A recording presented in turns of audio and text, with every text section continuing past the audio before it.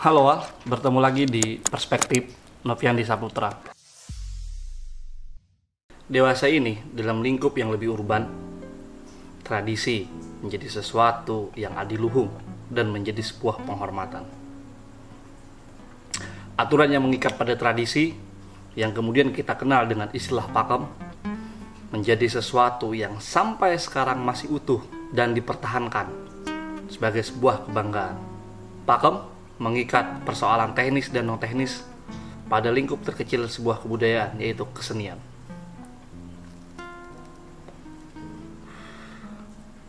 Muncul anggapan bahwa pakem hanya boleh diganggu dengan konteks rekonstruksi dan sangat dihindari dari upaya-upaya dekonstruksi untuk memunculkan hal-hal baru dari sebuah lingkup kesenian. Meskipun pada perkembangannya akhirnya banyak gerakan-gerakan dekonstruksi yang memunculkan karya-karya seni baru berbasis dari pakem, tradisi yang mengikat sebuah kesenian. Sehingga banyak anggapan bahwa pakem terlalu bersifat pragmatis dan stagnan. Padahal pakem seharusnya bersifat fleksibel dan mampu berdiri sendiri pada setiap zaman yang dia temui. Pada kenyataannya di lapangan, pakem juga tidak begitu kuat dijadikan sebagai sebuah tumpuan dalam melihat atau melakukan praktek berkesenian. Banyak ditemukan upaya-upaya membaca kembali dan membentuk sesuatu yang baru dari dasar pakem tersebut.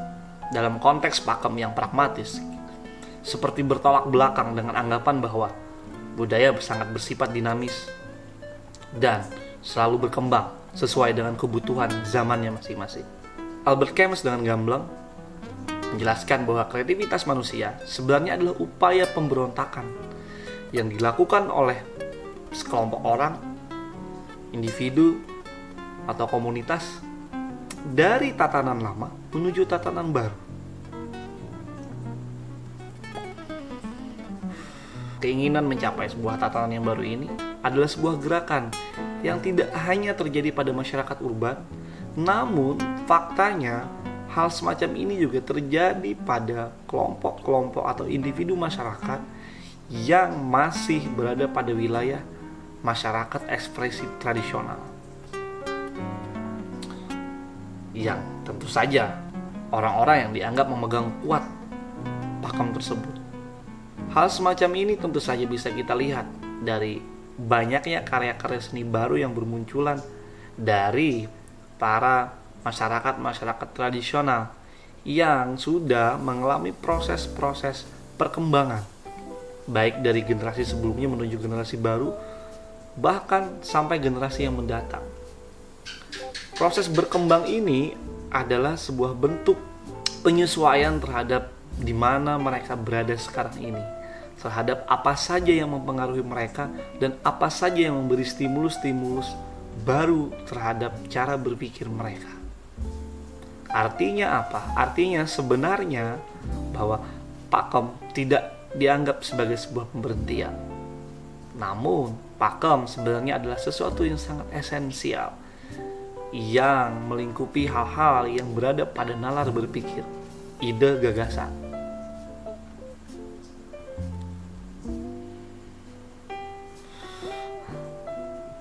Namun faktanya banyak hal yang terjadi di mana pakem dijadikan tameng untuk bertahan sebagai sebuah upaya pelestarian kesenian-kesenian tertentu. Upaya-upaya mendefense dari hal-hal baru seperti bertolak belakang dengan kenyataan-kenyataan yang mereka lakukan sendiri.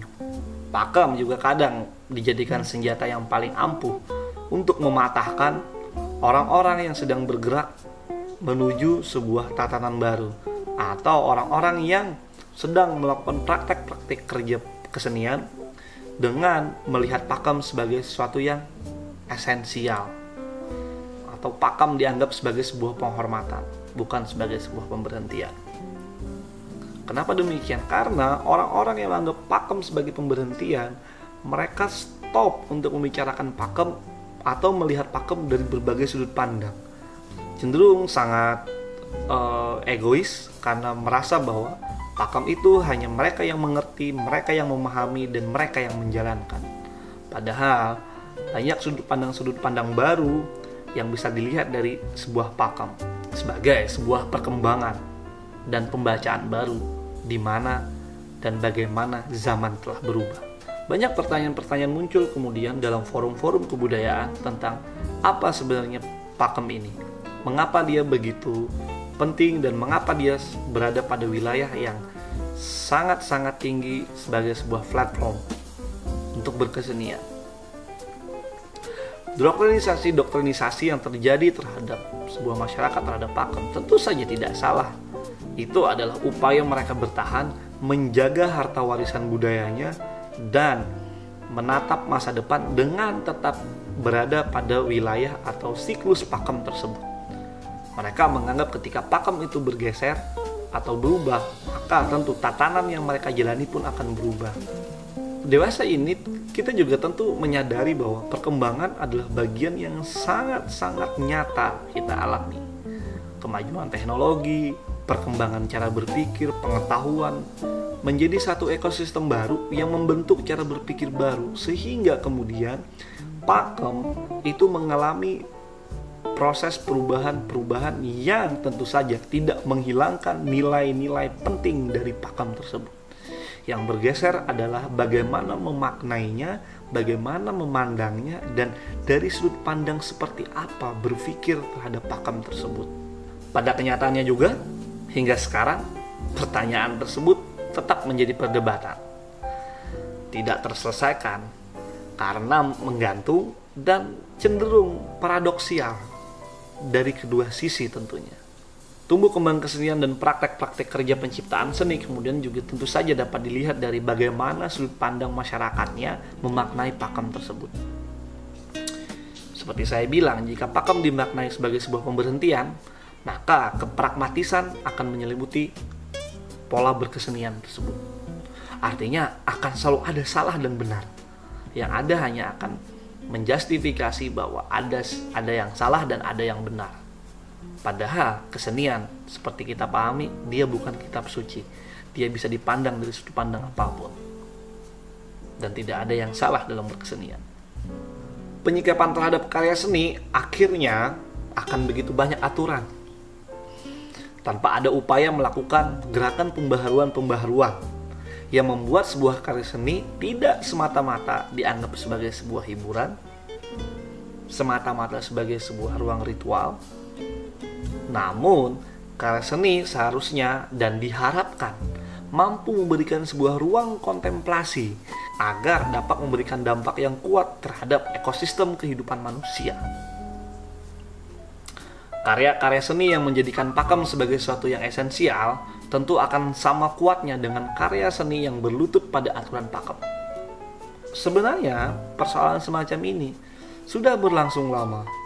Kita bisa melihat dari dua sisi di mana kesenian itu lahir. Misal, ada kesenian yang lahir dalam ruang lingkup keraton yang penuh aturan, adab, tata, dan ada kesenian-kesenian yang lahir dari kehidupan rakyat biasa yang tentu saja lahir sebagai sebuah gerakan-gerakan pembaharuan agar mereka terlihat juga memiliki hiburan atau memiliki ruang jawab terhadap keadaan mereka. Pemegang kuat pakem sejak dulu itu selalu berada pada lingkup keraton. Namun di Banjar, pasca runtuhnya Kesultanan Banjar, seiring berjalannya waktu, tokoh-tokoh kebudayaan dan kesenian keraton yang kemudian menjadi rakyat biasa memegang kuat klaim-klaim terhadap keadiluhungan pakem tersebut. Sehingga kemudian pakem menjadi sesuatu yang sangat adiluhung dan berada di ruang kerakyatan atau di ruang masyarakat biasa. Hal yang sudah begitu kuat dengan aturannya kemudian ketika dimiliki oleh masyarakat biasa yang cenderung fluktuatif dan ekspresif, akhirnya mengalami pergeseran-pergeseran berbagai hal tanpa merubah nilai-nilai yang sudah mereka pahami atau nilai-nilai yang sudah diajarkan oleh para pencipta karya seni tersebut. Hal ini dapat kita lihat dari bagaimana akhirnya setiap masa atau setiap generasi terjadi perubahan-perubahan, baik yang signifikan maupun yang tidak signifikan. Namun, nilai-nilai dari kesenian tersebut tetap bertahan. Di era sekarang, di mana sebuah karya seni bisa diciptakan oleh siapa saja dengan pertanggungjawaban yang kuat. Tentu, pakem akhirnya menjadi dasar yang paling penting. Meskipun akhirnya juga terjadi pertentangan, banyak karya-karya baru yang bersikap kontemporer itu mendobrak pakem-pakem yang dipahami oleh masyarakat yang masih menganut paham ekspresif tradisional. Lagi-lagi karya-karya baru ini memberikan bentuk dan gambaran nilai serta pesan baru bagaimana melihat zaman di mana pengkaryanya atau penciptanya berada.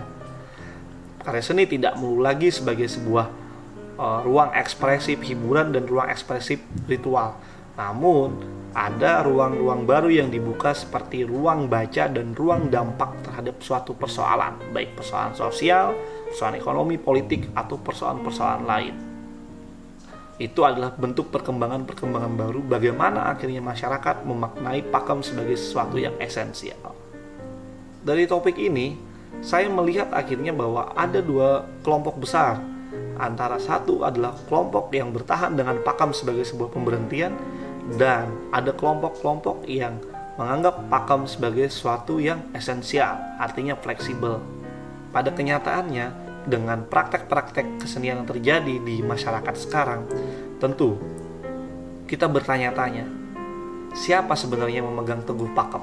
Atau jangan-jangan pakem hanya menjadi sebuah senjata, baik kelompok, individu, suatu golongan atau kelompok, untuk memperkuat legitimasi terhadap kesenian yang dianggap mereka warisi atau miliki.